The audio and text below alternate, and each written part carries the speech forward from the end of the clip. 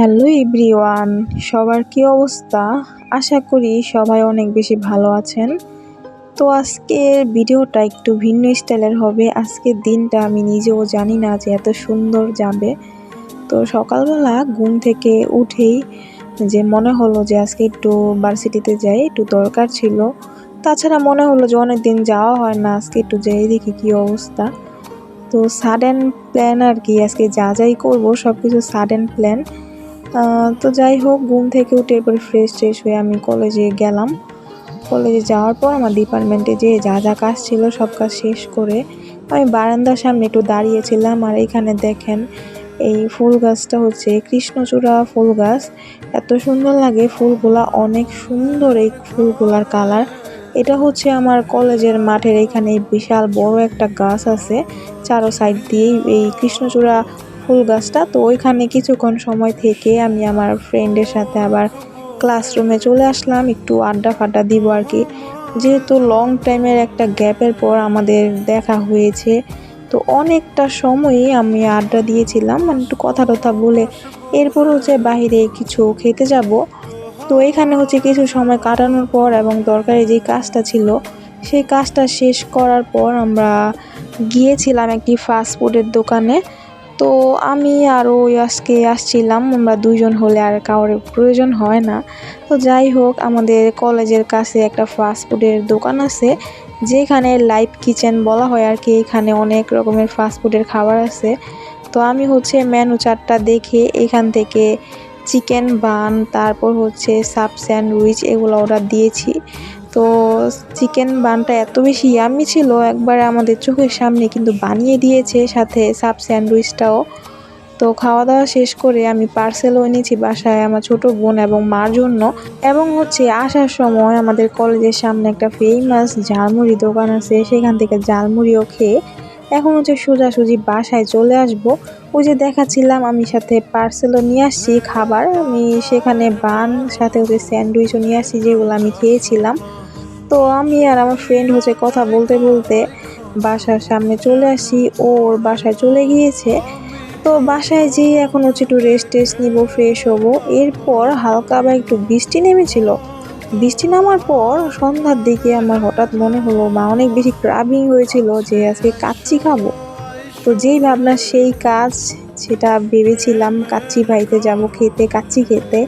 তো আমার বোন ভাই আমরা তিনজনে যাব আজকে কাচ্চি খেতে।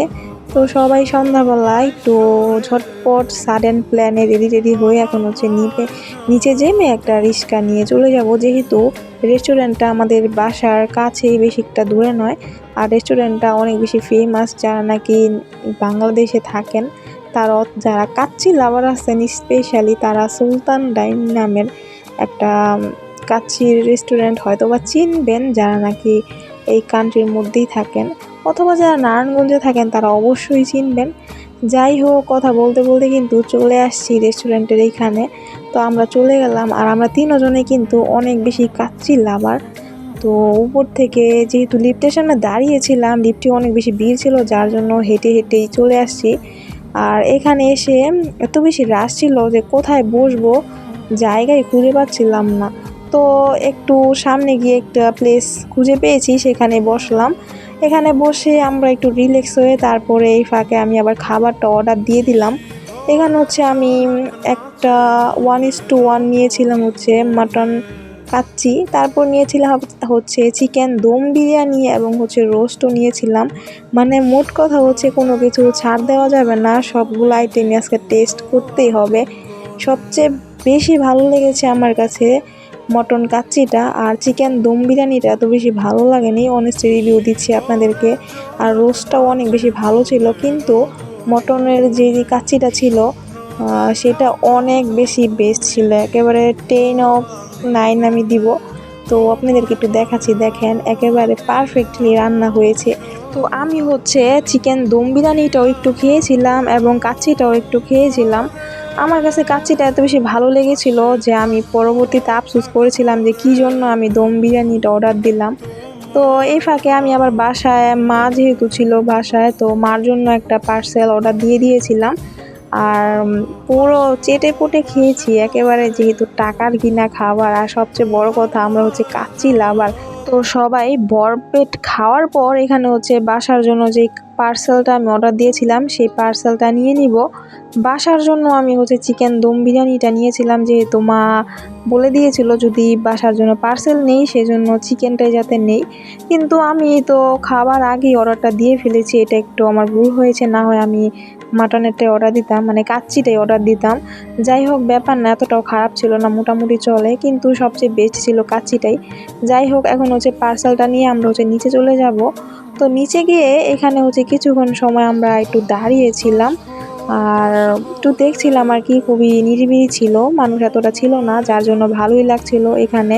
তো রেস্টুরেন্ট থেকে বের হয়ে আমাদের আবার মনে হলো যে একটু ড্রিঙ্কস জাতীয় কিছু না খেলে তো খাবারটা পুরোপুরি পারফেক্টভাবে হয় না।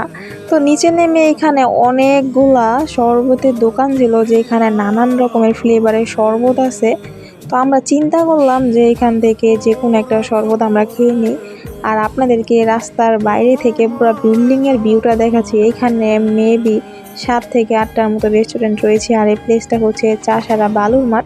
যারা নারায়ণগঞ্জে থাকেন তারা অবশ্যই চিনবেন এই জায়গাটা। যাই হোক, বাহিরের ভিউটা দেখাতে দেখাতে এখানে আমরা আবার শরবতের দোকানের সামনে চলে আসলাম।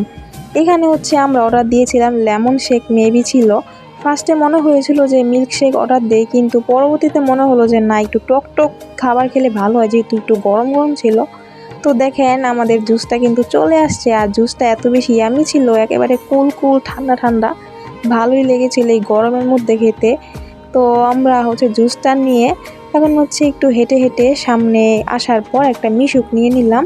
আর এত বেশি মানুষ ছিল রাস্তার মধ্যে, যার জন্য গরমটাও বেশি লেগেছিল। তো রিক্সা গাড়ি কিছুই পাওয়া যাচ্ছিল না, কিন্তু অবশেষে একটা মিশুক নিয়ে নিলাম, নিয়ে এখন হচ্ছে বাসার উদ্দেশ্যে চলে আসব।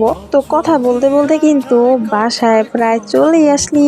আর আজকে সাডেন কিছু কিছু প্ল্যানে কি করলাম সারাদিন, সেটাই কিছু কিছু আপনাদের সাথে শেয়ার করার চেষ্টা করেছি।